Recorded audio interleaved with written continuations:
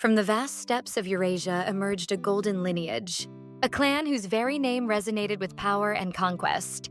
They were the Gireys, rulers of the Crimean Khanate, a formidable force that for centuries stood as a pivotal entity in the intricate geopolitical tapestry of Eastern Europe and the Black Sea region. This is the story of their rise, their intricate dance with the mighty Ottoman Empire, and their ultimate fall, a narrative that profoundly shook the very foundations of Eurasia. In the annals of history, the Crimean Khanate, established in 1441 by Girey, proudly stood as a successor state to the Golden Horde, inheriting its martial prowess and nomadic traditions. Unlike many of its contemporaries, the Khanate was not merely a tribal confederation, but a sophisticated political entity, strategically positioned at the crossroads of empires. Its geographical location was both a blessing and a curse, placing it in constant interaction and often conflict with the burgeoning powers of Poland-Lithuania, the nascent Muscovy, and the colossal Ottoman Empire. The early decades of the Khanate were characterized by a delicate balancing act, navigating the treacherous waters of regional politics. However, the true turning point arrived in 1478. Mengli Izire, a shrewd and ambitious Khan, sought the formidable support of the Ottoman Empire to reclaim his throne. This alliance was not merely a tactical maneuver. It marked a profound shift in the Khanate's destiny.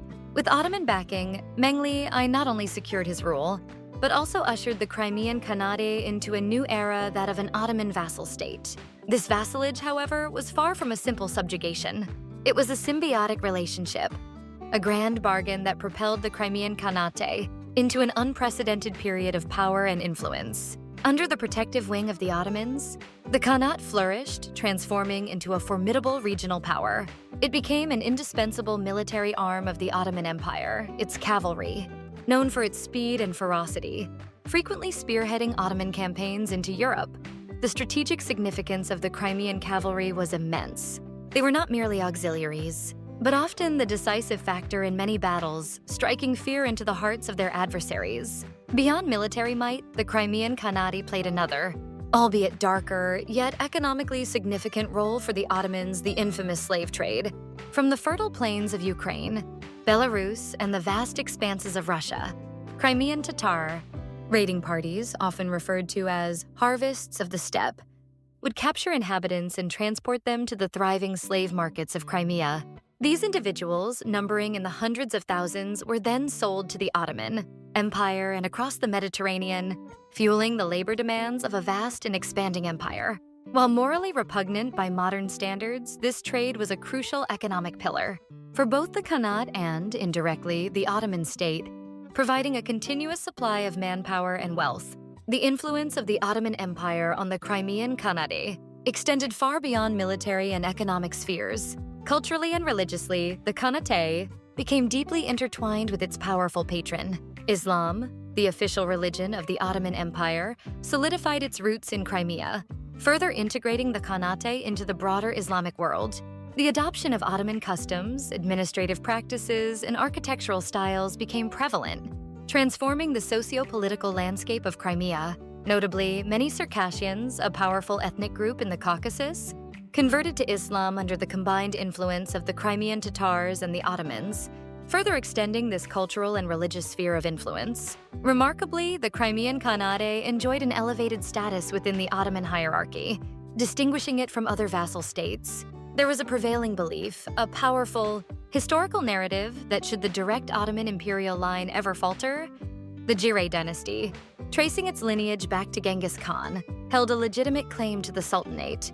This potential succession right, though never actualized, underscored the immense prestige and unique position of the Girey family within the broader Ottoman political imagination.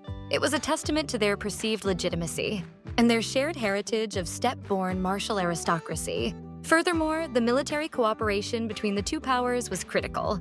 As the elite Janissary Corps of the Ottoman Empire, once the epitome of military innovation, began to experience a decline in its effectiveness and discipline, the robust military prowess of the Crimean Khanate often filled this void. The agile and formidable Crimean cavalry, capable of lightning raids and protracted campaigns, became an essential component of Ottoman military strategy, allowing the empire to project its power across vast distances.